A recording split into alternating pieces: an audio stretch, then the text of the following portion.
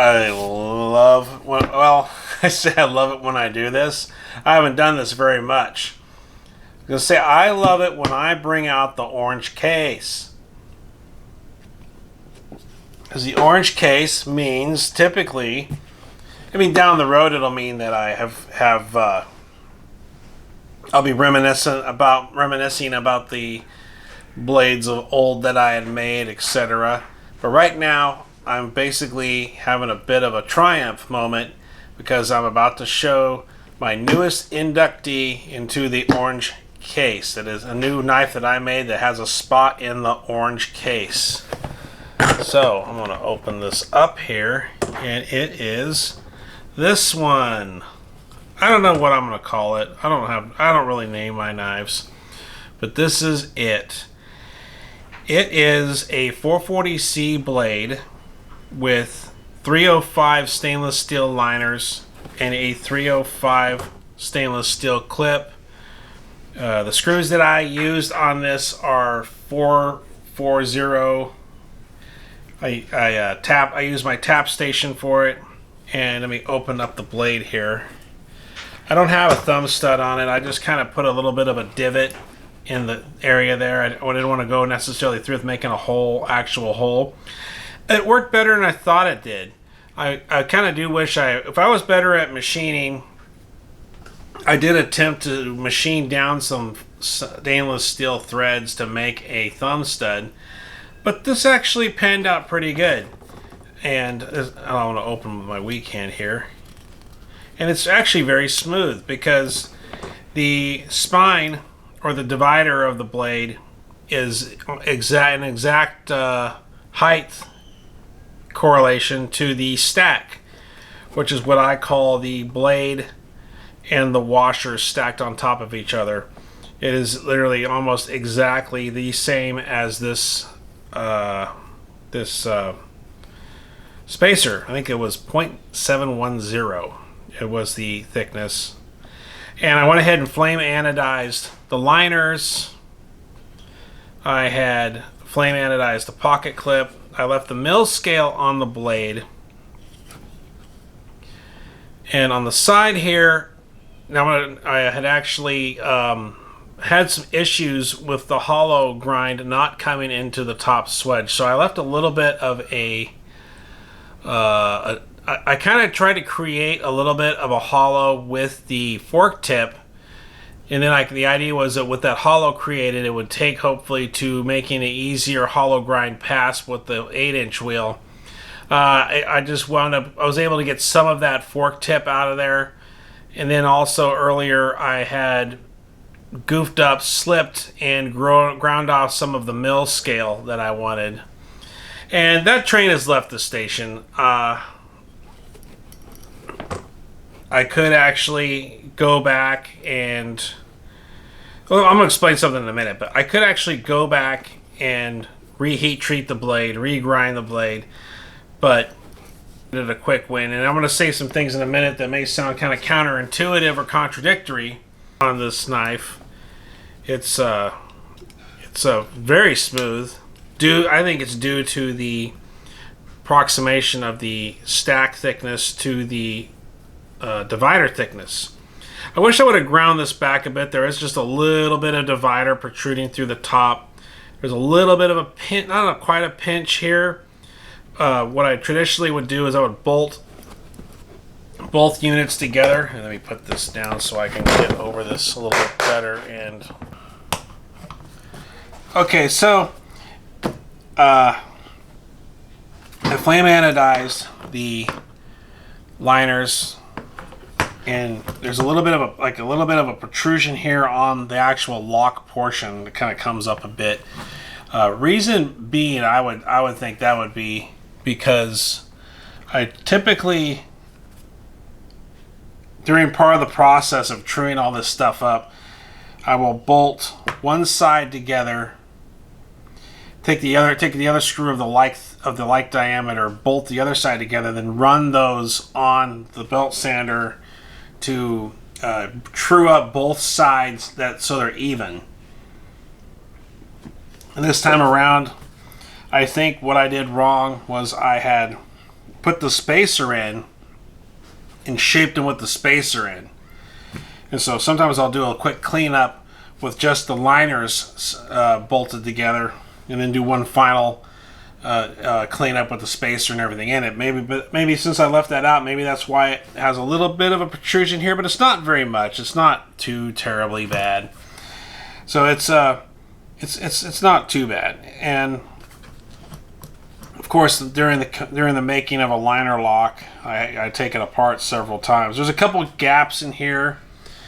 I probably could have chamfered edges a little bit better. I don't know if you can see that or not, but I can actually see through these spots here. But as far as fitment goes, as far as relation to the actual thickness of the blade and the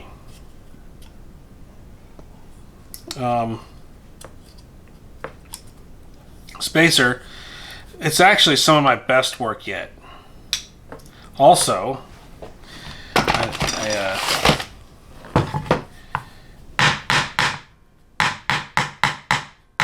doesn't close. Lockup is actually some of my best lockup yet too.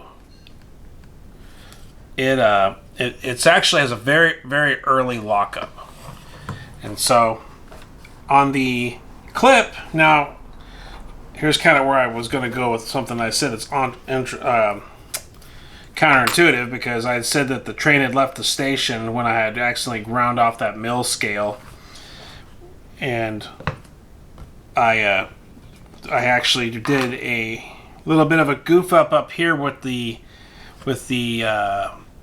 pocket clip, because this was the original pocket clip. The original pocket clip, I was attempting to go for a tip down carry. It was like this. And I wound up stripping a screw out. I think I could have used the wrong drill for tapping, but I wound up trying to flip it around. So I put it about right here, and I wound up doing the same here too. That second hole is so I could adjust it. So what I wound up doing was I wound up actually putting a hole at the taking an existing hole that I knew wasn't stripped, adding another hole here, tapping that, and then making a step that goes down, and then grinding down that piece of G10 here, and then making a step that goes down, and putting the screw in that way. So I have one here, then I have one here, so it doesn't back off. Not the best clip fitment that I've ever had, but I was walking around with it in my pocket for a little bit. And the flame anodization turned out okay. I used the same thickness on the steel that I used on the liners. I don't know if I should have gone with something a little thinner. I did attempt to do a titanium clip, but upon 90-degree angle bending, I had wound up breaking a piece of it off. It just kind of broke off like a piece of cake. It was just all kind of collapsed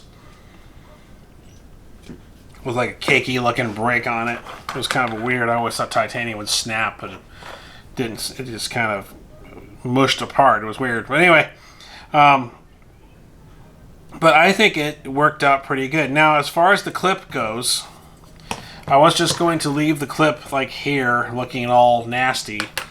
And I remember what Bob Proctor said one time. I was listening to Bob Proctor the other night, and he said that his son got on the swim team, and his son would leave the house every morning, and he would go to the practice and whatnot, and his son finally approached Bob, and I guess he can hear his son leaving every morning, leaving every morning, and he approached Bob and said that, "Dad, I'm gonna quit the swim team. It's just getting whatever, and I don't know. I just wanted to tell you about it." And he says, "Well, that's your business, son. You can quit the swim team if you want to quit the swim team." And he says, "But you got to know something." And this is just me paraphrasing. I forgot exactly how Bob put it, but it was pretty cool.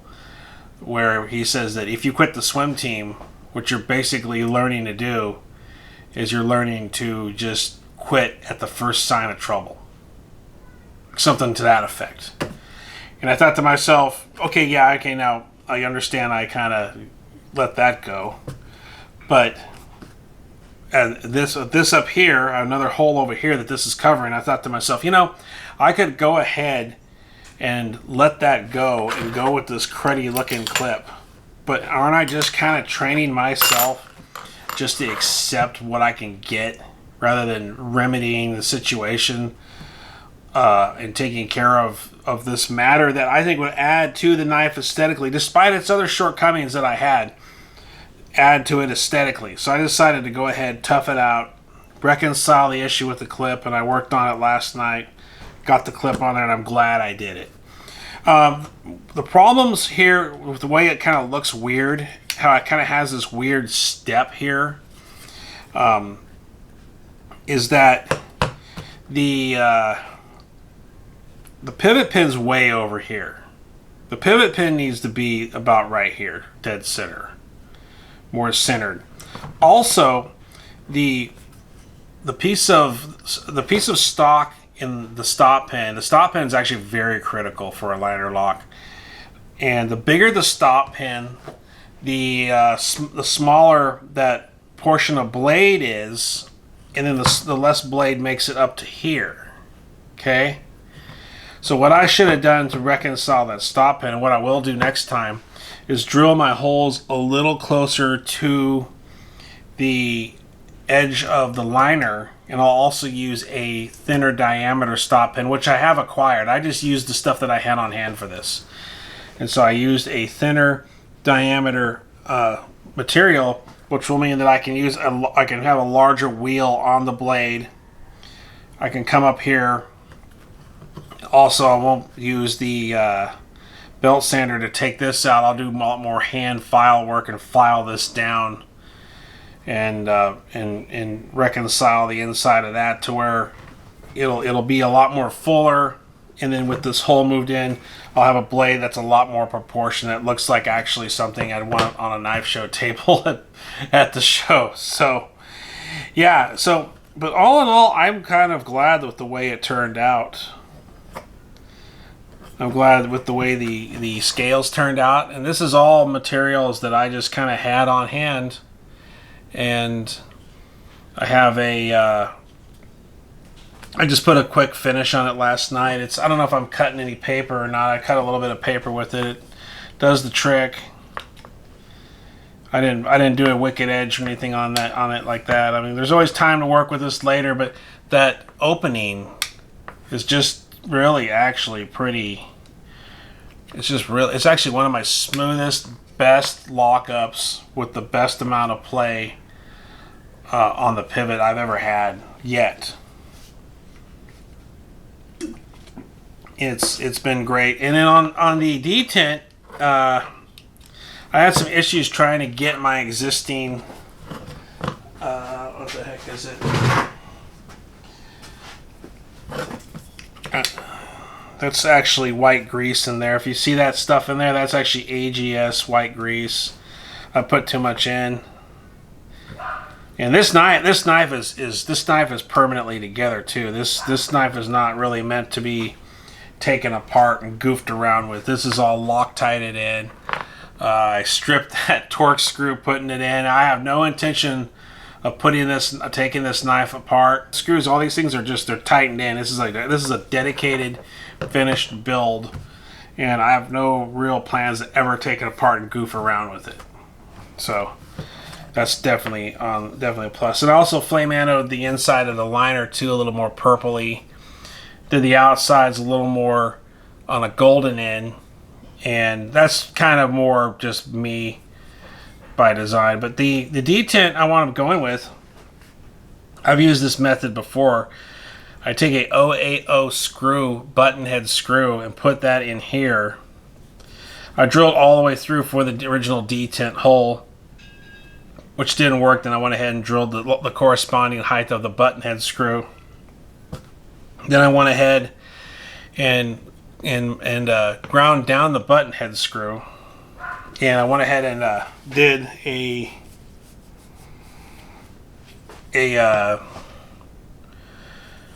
I was going to say this area here, it kept locking up, so I went ahead and ground down a little bit right here just to give it some more travel for that hole, so I could reach that hole and get in there. So I did try to grind this back a little bit here, because in the past I used to grind. So what it is that when the liner hops onto the blade, it has to come up slightly and ride up until it reaches this hole here. Okay, there's a hole here. That's where it sets into, and that's what keeps the knife detained. Hence the word detent. It's a detent that holds the knife in. Otherwise, the knife would be coming open in my pocket. I wouldn't want that. I'd be running along, and the knife would come open. So it's a kind of a fine line of release when it needs to be deployed, and holding it in when it needs to, not whatever. So anyways, there is a little bit of issue here where I can kind of notice that it does kind of come up a bit.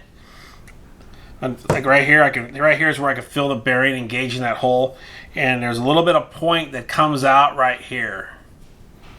So I mean, I would very much carry this with a little bit of caution, with some caution, because I'm running or doing something that could be coming out, and that could be that could be there, and then I can get pulled on and then open the blade. But all in all, just for a casual carry, I wouldn't mind carrying this. More kind of like something I can pull out and show everybody, hey, check out what I made here. It has a lot of I don't know how to say it. It has a lot of Canadian knife maker vibes. That's all I gotta say. The handle's a little bit bigger and rounded. I know the Canadian makers are a little more bigger fans of the rounded handles, composites with bigger fasteners, and I like that look. I think that's what a liner lock should look like. I do enjoy that look ever since some of these Canadian makers have come into America with their designs. I've always liked that beefier liner lock handle design. I'm not to say that all my knives that I make will look like that, but all in all, I am pretty happy with the outcome on this current endeavor. So I'm going to here's the other side. Okay, that I'll have to do later. I'm thinking about doing another design of this knife. In fact, I ordered some G10, and I paid an extra $2 to see if it would come in today. And it's supposed to be a fluorescent green version of this. And I also have some orange G10. I thought, well, wouldn't that be cool to make a couple Halloween knives? Because I want to do one of these a week. I really want to do is make one of these a week. That's what I'm trying to do. So, but it's actually been very, very good so far. I'm glad it turned out the way it did. So on the liners and the clip is 305, and I used a 440C blade, and I personally like 440C. I had actually heat treated this one in heat treater foil. It seems that when I took it out of the oven, it seems to have at full hardness, I seem to have done pretty good with the Rockwell files. I'm not going to go into the Weiss Rockwell testing here, but let me take the case out and I'll do the formal induction into the case, the orange case from Harbor Freight. And I'll open the latches here. So this is 2006, 2012, 2012, and 2024. And I've been such a stranger to making folding knives. It's not good. It's not good. I've done a lot more of running my mouth and a lot less of grinding. And I need to get back into the game. So I see one going in maybe here, maybe another one down here. Maybe I'll fit in another liner lock here. Maybe I don't know if I want to make something smaller here, but anyway, so in theory I'll have 1, 2, 3, 4, 5, 6, 7, 8, 9, 10, 11, 12, 13, 14, 15, 16, 17, 18, 19, 20, 21, 22, 23, 24, 25, 26, 27, 28, 29, 30, 31. So I have 31. So,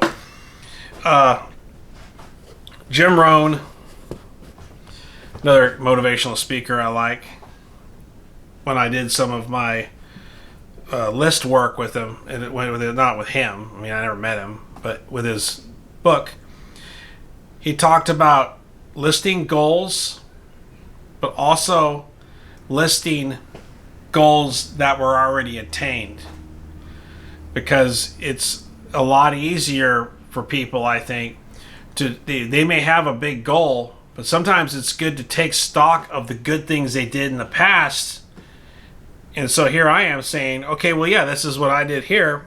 I'm going to, instead of saying, well, these are all going to be my new knives, I decided to put all folders in that I made. So when I pull these out, I said, well, hey, look, I've done it before. I've made liner locks before. I've done liner locks before. I've done a friction folder before. And so what's the problem? Why can't I make another one of these more often? Why can't I make a liner lock more often? So anyway, that's what I've did with these first three, was take stock of my former accomplishments, and then from here on out is new accomplishments. So I bought this case this last year. I've had these knives for a long time. So we're talking 2006 here, 2012, and then just yesterday, 2024.